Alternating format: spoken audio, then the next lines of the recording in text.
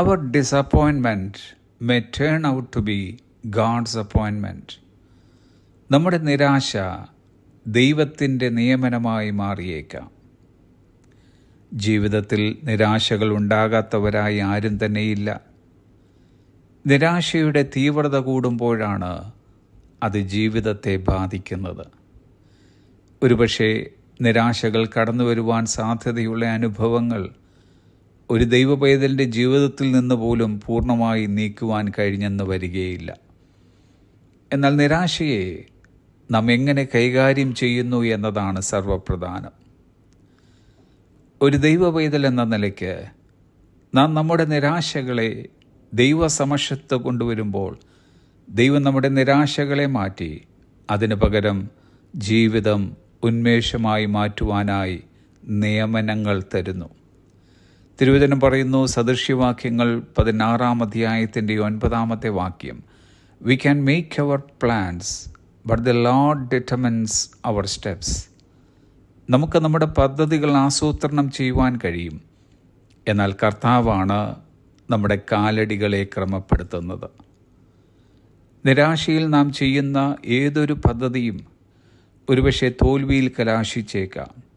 ദുഃഖവും സങ്കടവുമായിരിക്കാം അതിൻ്റെ ഒടുക്കത്തെ ഫലം. എന്നാൽ നാം നമ്മുടെ നിരാശകളെ മാറ്റാൻ ദൈവം നമുക്ക് തന്ന വാഗ്ദാനങ്ങളിൽ മുറുകെ പിടിക്കുമ്പോൾ മുമ്പോട്ടുള്ള നമ്മുടെ ഗമനത്തെ സ്ഥിരപ്പെടുത്തുന്നത് നമ്മുടെ കർത്താവായിരിക്കും. നമ്മുടെ കർത്താവ് നമ്മുടെ കാലടികളെ നിയന്ത്രിക്കുമ്പോൾ അതിൽ പരം ഒരു സുരക്ഷിതത്വം നമുക്ക് കിട്ടാനില്ല.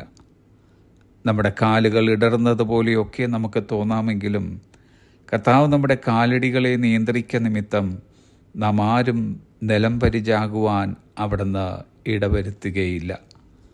നമുക്ക് നേരെ വരുന്ന ദോഷങ്ങളെ, നിരാശകളെ ദൈവത്തിൻ്റെ പദ്ധതികൾക്കായി ദൈവം രൂപകൽപ്പന ചെയ്യുന്നു എന്നതിൻ്റെ ഉത്തമ ഉദാഹരണമാണ് പഴയ നിയമത്തിലെ യോസഫിൻ്റെ ജീവിതത്തിൽ സംഭവിച്ചത്.